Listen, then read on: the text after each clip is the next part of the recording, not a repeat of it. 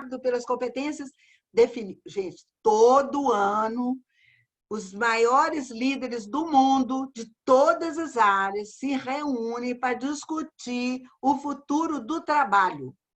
Isso acontece no Fórum Econômico Mundial.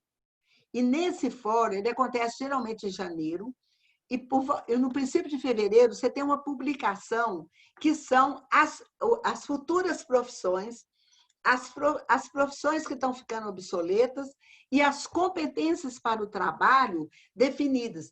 Elas são definidas de 10 em 10 anos, mas elas são revistas todo ano. Então, a gente tem que ir lá para dar uma olhada, porque tem uma revisão. Então, as competências definidas para 2020 e 2022 são para o trabalho, São pensamento analítico e inovação, aprendizagem ativa e estratégias de aprendizagem. Gente, pela primeira vez o Fórum Econômico Mundial contemplou a nossa área. Por quê? Está caindo a ficha de absolutamente o mundo do trabalho todo, que educação tem que acontecer ao longo da vida. Acompanhando aquelas declarações da Unesco, sabe? Tbilisi, Jointien, a última é de Incheon, né? E a gente começa assim, educação de qualidade para todos. Depois, educação de qualidade para todos ao longo da vida. Tá? Então, agora ficou definido. Quem mexe com educação está no maior mercado de trabalho do mundo. Por quê? Porque todo mundo tem que estar no processo educacional, desde o nascimento até a morte. Todo mundo. Então, é o maior mercado de trabalho do mundo. Entendeu? O maior mercado. E a gente tem que fazer com excelência. O que mais? Criatividade, originalidade, iniciativa, design e programação de tecnologia. Gente, a turma que está saindo dos programas, dos cursos de programação, o pessoal está agarrando feito nem sei o quê. Entendeu? Eu tenho uma neta torta, que eu tenho vários netos tortos, né, que caem aqui em casa de paraquedas e ficam. Né? Então, ela terminou um curso na Federal. Na verdade, ela é formada em música. Toca piano lindamente, mas descobriu que não era isso também, igual a turma lá do Rubem Alves e o Karnal. E aí foi fazer na Federal o curso de Tecnologia e Programação. Mal acabou, tinha não sei quantas mil empresas em cima dela, gente, em cima dela procurando. Pensamento crítico e análise, solução de problemas complexos. Só soluciona problema complexo quem tem pensamento científico. Nós estamos vendo aí na Covid, não tem outro jeito. Só soluciona problema complexo quem pensa cientificamente. Liderança e influência social. Inteligência emocional, que a gente está trabalhando aí, competência socioemocional. Raciocínio, resolução de problemas e ideação, capacidade de imaginação, análise e avaliação de sistemas. Bom, essas são as competências que o Fórum está anunciando 2020 e 2022. Tá? Agora, tem um livro que chama Revolução da Esperança. Ele é antes da internet, ele é do Erich Fromm. E o Erich Fromm vai mostrando como é que o homem vai sendo substituído progressivamente pela máquina. Agora, pela robótica, pela automação, né? E por todos os sistemas inteligentes, cada vez mais. E ele tem uma frase que é muito poderosa, que eu acho que eu dou muito valor a ela. Ele fala assim, o que é digno da máquina é indigno do homem. Então, vamos cuidar, porque deixa a máquina fazer aquele trabalho chato, repetitivo, tudo igual. O homem é digno de coisas muito mais importantes, muito mais poderosas, que é a criação. Essencialmente, o ato de criar coisas e resolver os problemas. Bom, gente, então, falando disso, tem aquele discurso do Steve Jobs que eu acho muito interessante, que ele fala assim, olha, trata de estudar, minha gente, trata de estudar, porque vocês ficam fazendo gozação dos nerds, mas daqui a pouquinho ele vai ser seu chefe, né? Então, assim, e eu falo assim, e tem que estudar muito, gente. Eu, recentemente, com minha neta, assisti aqui uma trilogia que é a vida do Bill Gates. Os programas dele, na verdade, não é a vida dele. Gente, o cara lê. Sabe como é que ele anda? Ele anda com uma sacola de supermercado cheia de livro. Ele lê ininterruptamente. Sabe, lá no documentário você vê várias vezes ele entrando em reunião com aquela sacola de supermercado. Não é sacolinha de plástico, não, aquela sacola grande, sabe?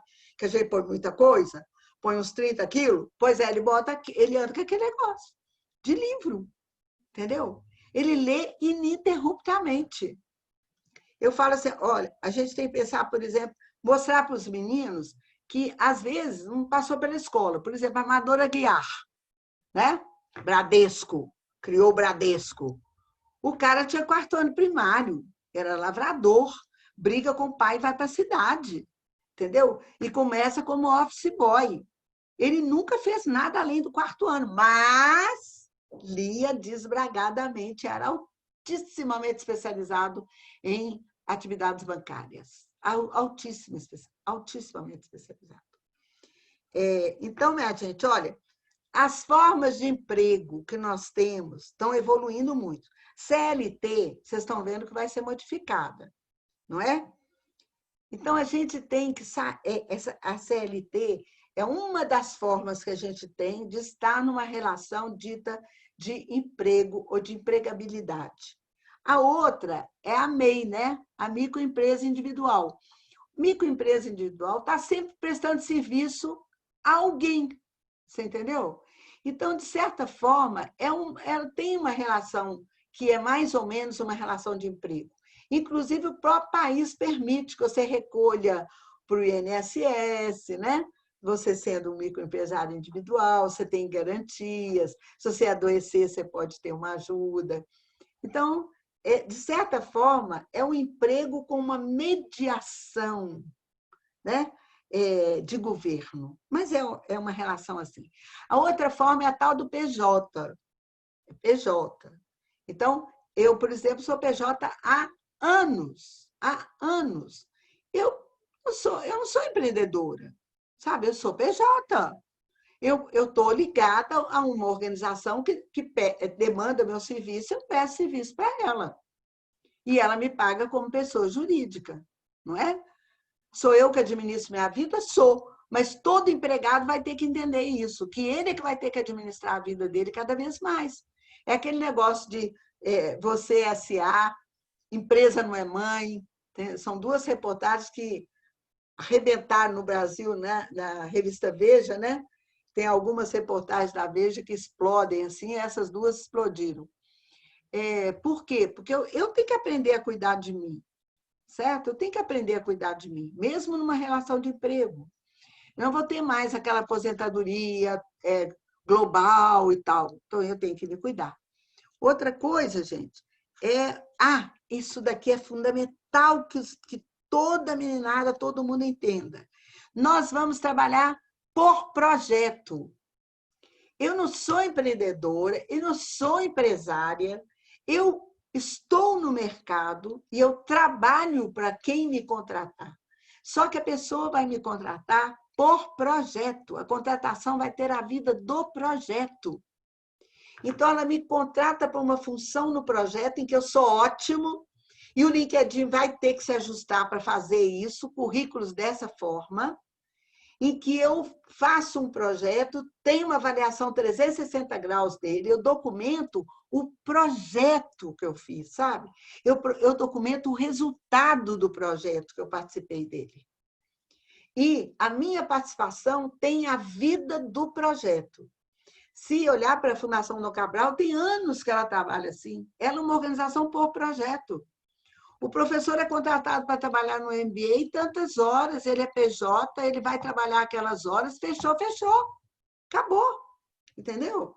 Ele vai entrar de novo num outro momento, num outro projeto. Tá?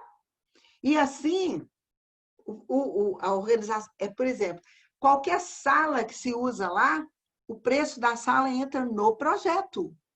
A limpeza da sala entra no projeto. O marketing entra no projeto. Então, tudo é visto no projeto. Então, a turma de marketing sabe que está trabalhando naquele projeto e tem essa remuneração no projeto, tá? Então, trabalhar por projeto. E outra forma de emprego é o serviço público, que você entra por concurso. Então, você tem que ter uma preparação enorme e ele é altamente frustrante. Sabe por quê? Porque ele exige uma competência gigantesca na entrada e isso na atividade. E muito pouco na atividade. Ele é muito monótono e repetitivo, a pessoa tem assim um baque. Ela tem status, mas ela não tem desafios. Depois a gente conversa sobre isso, que é a teoria do flow, do Mihaly, que você tem que ter um equilíbrio, sabe? E quando chega no serviço público, o que tem muito pouco desafio em relação à competência que foi exigida na entrada, tá? Então, eles selecionam dentro de milhares de pessoas, a pessoa se prepara loucamente, ganha uma competência enorme quando ela entra, o que é exigido é muito pouco. Mas é uma relação de emprego, e que agora vai sofrer também uma modificação muito grande em relação às questões de estabilidade e de valor de salário, que está sendo muito questionado, então, provavelmente isso. Minha gente, e para ser empregável e ter trabalhabilidade, tem uma coisa que é fundamental: seja incrível na internet. E seja incrível na internet significa que você tem que ser muito discreto em relação a você, a sua vida, as suas coisas, sabe? Tem que ser muito discreto. Porque você está convivendo com uma diversidade gigantesca de juízes que estão olhando para você, né? O mundo te julgando, te olhando, te analisando, te criticando. Então, quando você entra numa perspectiva de análise, vocês estão vendo os memes aí, né, com o Zuckerberg. Agora, o último foi o menino falando assim, pegando o dilema das redes, né, falando, meu pai estava falando que está horrorizado o tanto que você está manipulando e explorando a gente. Aí o Zuckerberg responde assim, quem disse que ele é seu pai? Eu tenho certeza que ele não é seu pai. Então, assim, é muito sério essa coisa de como é que a gente se apresenta na internet. Então, eu estou repetindo o nome do programa do Google, Seja Incrível na Internet, mas é isso, seja incrível na internet. Eles põem, é um jogo para criança, eles põem 5 coisas lá que eu acho que todo mundo deve olhar, deve ler, deve ficar atento a isso, tá? E aí, gente, como é que eu consigo o tal do emprego, né? Uma dica muito grande, muito importante, é o seguinte, é você começar como menor aprendiz, é importante começar, você vai fazer network na organização, você vai ver as possibilidades que a organização oferece, aí daí você vai se organizar para um programa técnico, do programa técnico, e outra coisa, você tem que aprender a se comunicar e dizer a que você veio, o que você quer fazer, tá? Eu, por exemplo, assim, acho muito interessante, quando eu entrei na fundação, muito entusiasmada, ela tem uma possibilidade grande demais, e encontrei, era diretor nosso ainda, agora ele é nosso presidente executivo, Antônio. Eu saindo do restaurante, falei, Antônio! E ele me abraçou, já falei, Antônio, a fundação precisa fazer isso, fazer isso, fazer isso, fazer isso. Ele me abraçou e falou assim, Lúlia, a fundação somos nós. Faça. Vá lá e faça. Né? Que é isso? Entendeu? Então é isso. Você tem que anunciar e você tem que assumir o que você anunciou. Eles vão ter expectativa que você faça aquilo que você anunciou. Outra coisa, nunca ficar no mesmo lugar. Pedir para poder circular, fazer outras coisas na organização. No Japão, isso é default. Todo mundo que entra numa organização vai passar por tudo, por tudo. Eu tenho um compadre que ele queria ter uma franquia do McDonald's. E aí, a condição é essa, você entra com uma fortuna, né, para começar. Segundo, você entra na escola e vai fazer o treinamento. Você é o proprietário, você vai varrer, você vai fritar batata, você vai limpar, lavar vasilha, você vai fazer tudo. Enquanto você não passar por isso, tudo, e passar muito bem, você não vai ser aprovado como franqueado. Entendeu? Então, esse interesse de passar por tudo, né, na organização precisa acompanhar, tá? Aprender tudo, ser super interessado em tudo, ser muito proativo, entender o propósito da empresa e abraçar o propósito da empresa. E, por exemplo, um porteiro, um recepcionista, um porteiro da Fiat, pergunta para ele o que ele faz. Ele fala, eu faço o carro. Claro, ele tem que estar junto com o propósito e com a finalidade da organização. Tá? Então, isso aí, a gente aprende a fazer isso. É isso aí. Então, fazer sempre coisas novas e entrar sempre numa espiral que o Rancharan chama de desenvolvimento contínuo. Significa o quê? Você tem uma ação, agrega conhecimento a ela, continuamente, agrega conhecimento a ela e ganha experiência. O que é esse movimento? O que é experiência? Não é ação? Não. Experiência é a forma pela qual eu me aproprio dos resultados da minha ação para aprender. Então, se a minha ação der certo ou der errado, eu sempre tenho que aprender com ela. Eu sempre tenho que aprender. Então, eu vou nesse contínuo permanentemente. Eu tenho uma ação, eu ganho conhecimento e eu evoluo em experiência. E essa coisa, seja muito proativo na relação de emprego, mostrando a que você veio e dizendo o que você pode fazer e se apresentando para fazer coisas em diferentes áreas. Você garante o emprego, garante a empregabilidade, garante essa relação que eu vou dizer para vocês está com os dias contados. A relação de emprego está com os dias contados. Assim como o modelo nosso de escola acabou. Porque ele não é mais adequado para o que a sociedade da atualidade precisa. Não é. Então, as nossas escolas precisam, elas estão formando pessoas para um tempo que já passou, um tempo que já era. Bom, gente, era isso. Queria conversar isso com vocês, a empregabilidade e a trabalhabilidade. Alguma pergunta?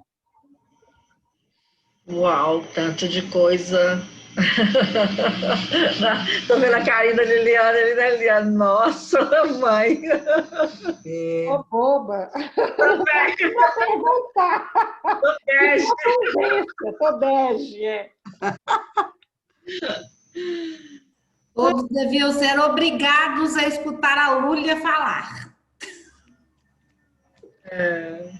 Ai, meu Deus, é isso, gente. É uma verdade. Não é? Cai a ficha assim, não cai?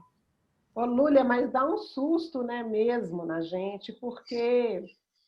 e a gente, muito do que você está falando, a gente já está vendo acontecer, né? E dá um medo, assim, do momento em que a gente vai... um momento que se avizinha, em que essas pessoas formadas por uma escola, né, num modelo que já está desatualizado, elas vão ficar num limbo, né? Como é que vai ser isso, sabe? O que vem pela frente? Porque já é uma vida de tanto contraste, né? Será que tanto que esse contraste vai se agravar, né? A gente fica assustado. Mas é bom, é uma mudança para o bem. É uma mudança para o bem. É muito bom. Assim como acabou o trabalho servil e escravo, e foi muito bom, entendeu? Vai acabar o emprego e vai ser muito bom. E eu acho que vai acabar abruptamente, sabe?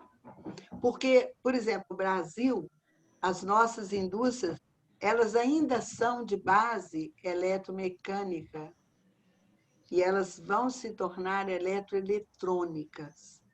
Eu acho que esse momento agora, inclusive, vai acelerar isso aí, sabe? Porque vai ficar muito barato. Eu estava vendo o pessoal comentando, por exemplo, um exame de DNA, ele custava 2 milhões para você fazer. Em 2 anos, você faz por $70 em qualquer farmácia americana. Mapeamento do seu DNA. O que é isso? Entendeu? Então, a velocidade da tecnologia hoje é essa, né? Sabe outra coisa? A gente vai trabalhar quando falar do empreendedorismo lá. Me abismando os novos preços de tudo, sabe? Sim, desse tamanho.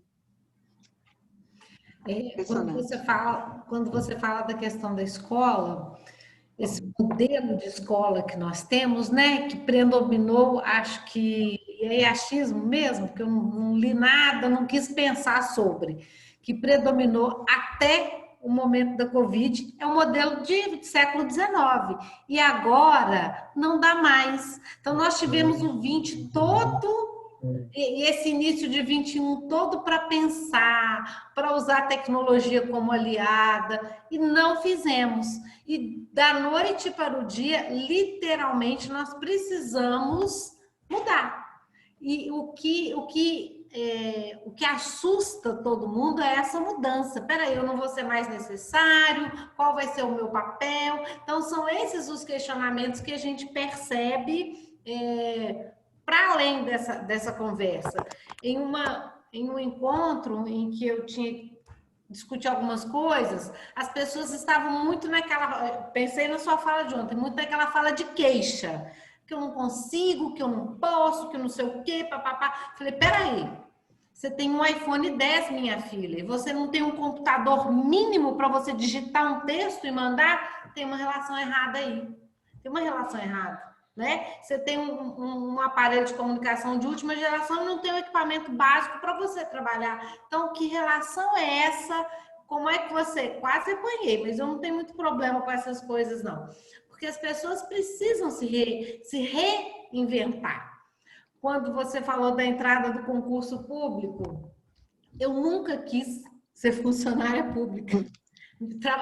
Assim, a minha história sempre foi na iniciativa privada, e eu tenho um marido que sempre foi um empreendedor, e minha filha também agora na mesma direção.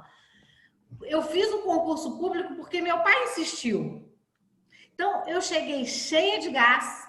Isso. E aí eu tô sempre mudando. Por quê? Porque eu tô sempre cheia de gás. Então, rapidinho, não, vem fazer isso, vem fazer aquilo. Porque te dá aquela água morna, né? Não te desafiam, não. Então, você começa a pensar, e aí eu brinco sempre com uma amiga minha, falei, olha, Bourdieu fala que a cabeça pensante não pode ficar naquele lugar, ela vai ser tirada daquele lugar. E é isso que a escola faz. Tira as cabeças pensantes. As cabeças pensantes. Então, assim, saí, mais uma vez, extremamente provocada.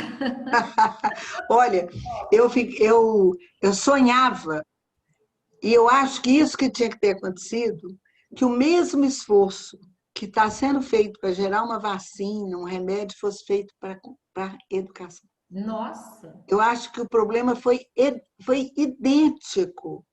O problema da educação e o problema da saúde são equiparados, iguais.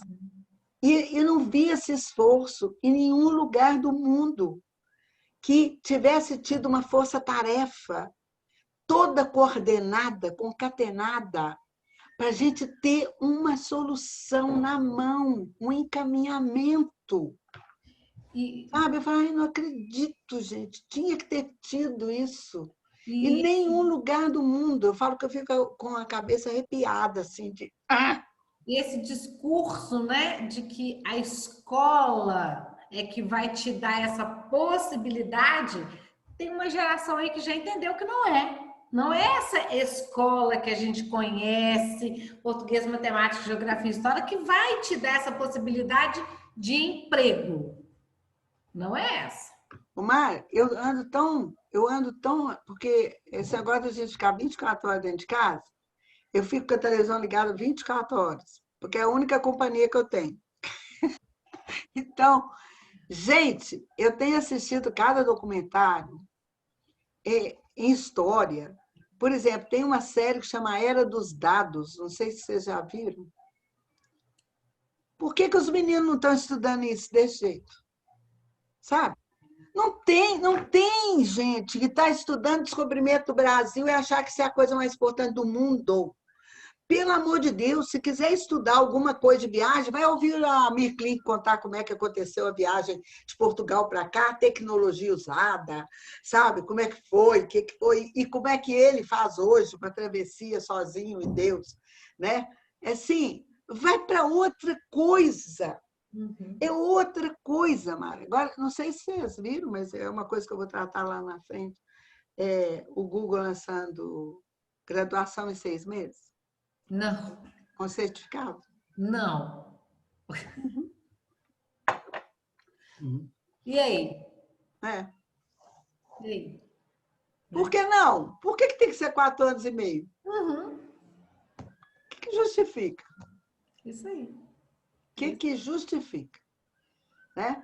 Eu, por exemplo, estou montando um programa de capacitação de professor na área socioemocional e eu estou querendo propor que seja uma especialização, que 70% da carga horária seja aproveitada no sentido de que work-based learning.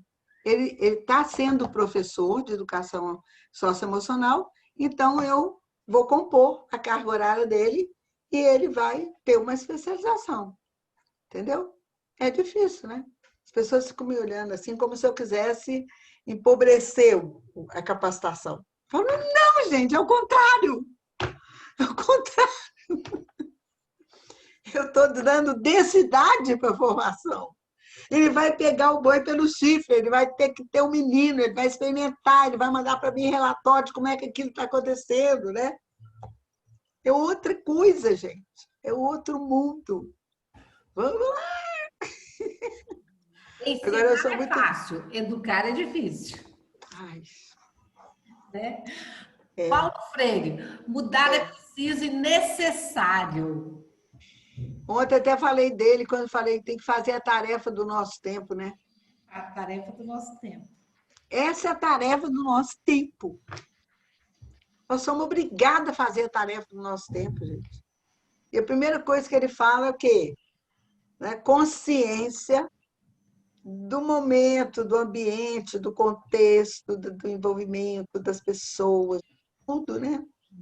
De tudo. Também deveria ser uma leitura obrigatória. Oi? Deveria ser uma leitura obrigatória. O Paulo Freire? É. Com certeza. Né? Porque as pessoas não conhecem, as pessoas usam a sua citação. E aí eu costumo falar assim, gente, não tem nada a ver com o que vocês estão escrevendo. Vocês estão citando Paulo Freire, mas vocês estão escrevendo outra coisa.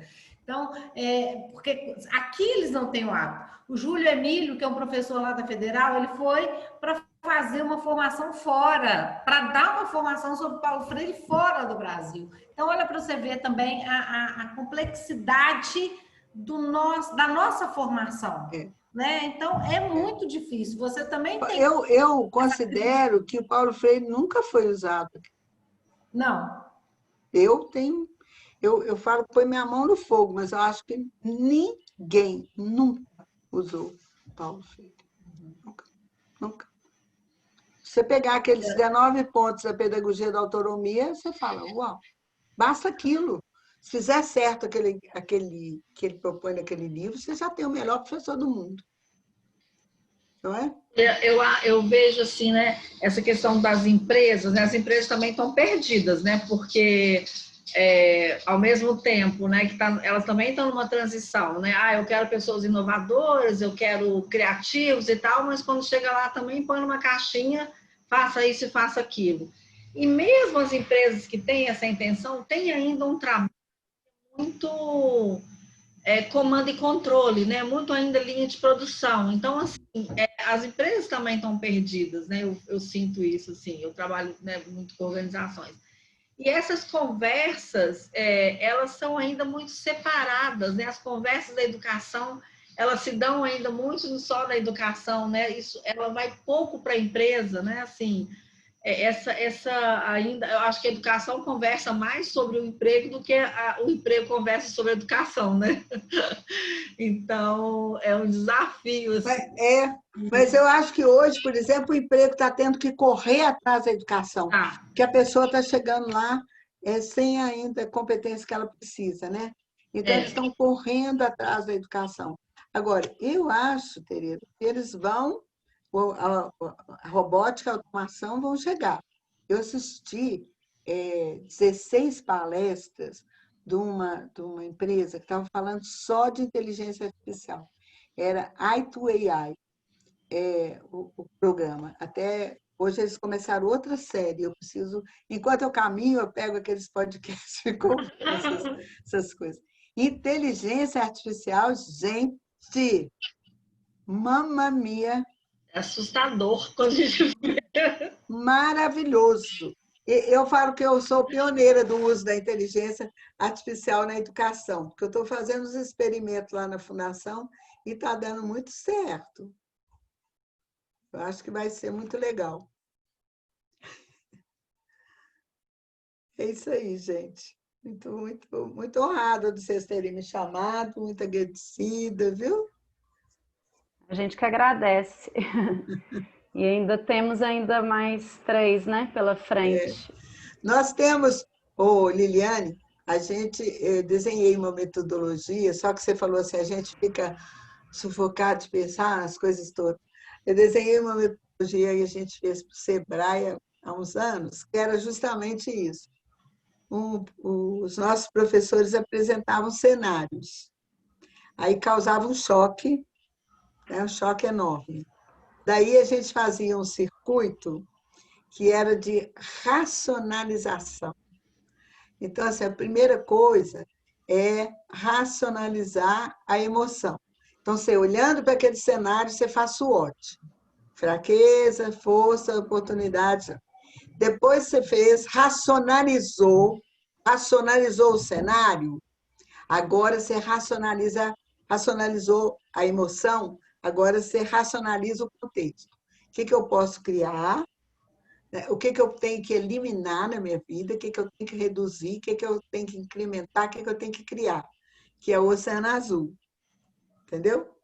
Aí, a próxima rodada, para fazer tudo isso, qual o conhecimento que eu tenho, qual o conhecimento que eu tenho que jogar fora, qual o conhecimento que eu vou manter, qual o conhecimento que eu preciso, que eu nunca ouvi falar na vida.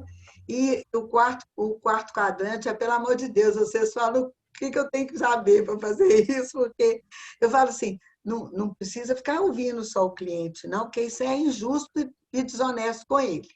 Porque todo pedido que ele vai te fazer, e a aluna fala a mesma coisa, sabe? Quando fica assim, tem que ficar atendendo os interesses dos alunos, eu falei, menos. Por quê? Porque tudo que ele vai conseguir pedir está circunscrito ao universo de referência dele.